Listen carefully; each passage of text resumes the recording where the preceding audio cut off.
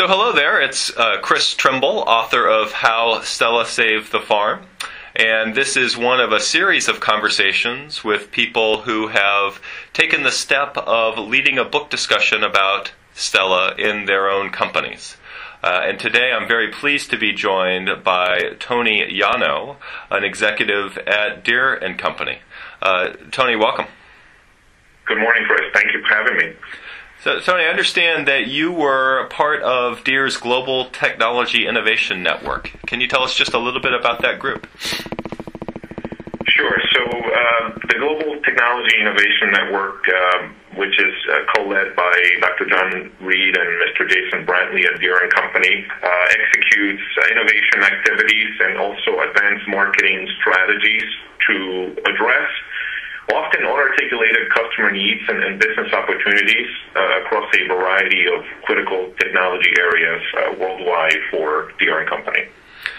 So I recall you came to the Tuck School, where I teach, not that long ago for one of our executive programs about innovation, and you had a particular assignment upon returning to Deere, didn't you? I did. Yes, I did indeed. I actually worked in operations management immediately before my technology innovation assignment, and one of the things I realized was that I needed a little bit more leadership development and innovation execution. So I did participate in the Leading Innovation from Idea to Impact executive education class at Tuck. And my assignment was to come back to John Deere and lead a 4 to 5 hour workshop to share with my colleagues all the lessons that I learned that are relevant to our day-to-day responsibility in leading innovation.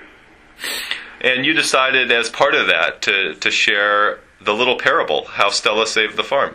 How did people react when you first suggested we should read a short tale about farm animals? Yeah, actually, it's quite funny.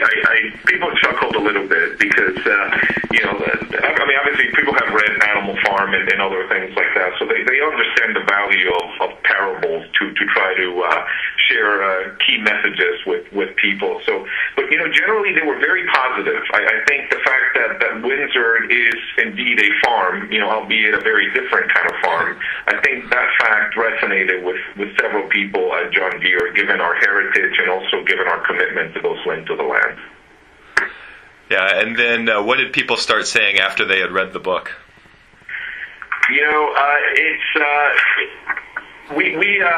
The training was incredibly exciting and enjoyable. People actually were very engaged, and we went through a series of topics before we got into the Stella book. And finally, when we got to the Stella book, I asked the question, who saved Windsor Farm? And invariably this led to a very impassioned exchange between all the participants about who indeed saved the farm. And there was one person who said that Bull, being the transformational driver with his very tangible operations experience and commitment to getting things done, faster, stronger, more efficient, he saved the farm. He was the one who made it happen. But yet, another colleague chimed in and said, without Stella's brilliant and big idea to leverage our pocket wool, forget about it. Nothing would have materialized. But another said, it was Deidre. It was Deidre who saved the farm. She was the fearless leader who took a risk and approved the venture. But the venture that Matt was actually tasked to lead, and so he should take all the credit. And then finally, another one said, it was Einstein. Einstein actually is the real brains behind the operation, and he deserves all the credit for saving the farm. And on and on and on we went until finally, Chris, we converged on where we started, which is, innovation is indeed a team sport, and everyone together, leveraging the individual capabilities and experiences and working to mitigate biases and other challenges that hinder innovation. And staying customer focused and willing to adapt and tailor quickly, all together, all these characters together drive innovation from one simple idea to meaningful impact. I think that's a great takeaway, Tony. I mean, so often people imagine that innovation is about one creative hero getting everything done, but in fact it takes a team composed of many different players, each making very different kinds of contributions. But take this back into the context of your company now, and talk to us just a little bit about the key takeaways from the book as they make sense at Deere.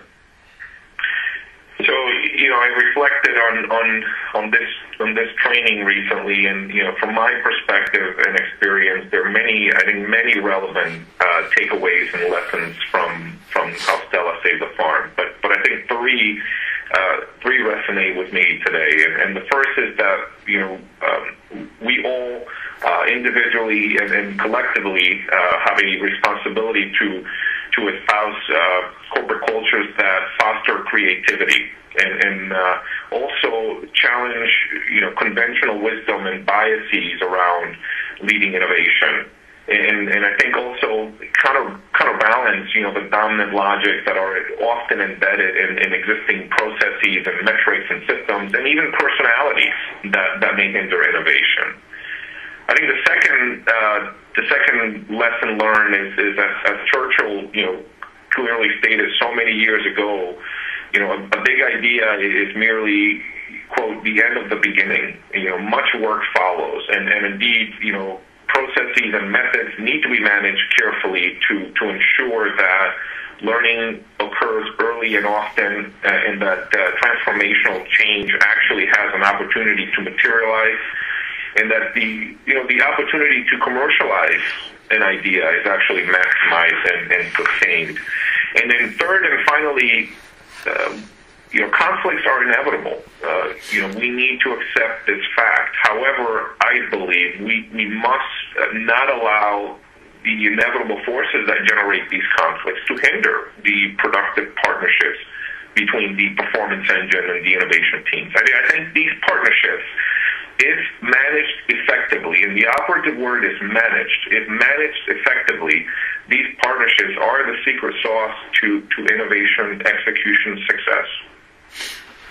Tony, thanks so much. Those are some great takeaways. I'm glad you took the time to discuss Stella with your peers, and even more than that, I'm very grateful you took the time to talk to me about it today.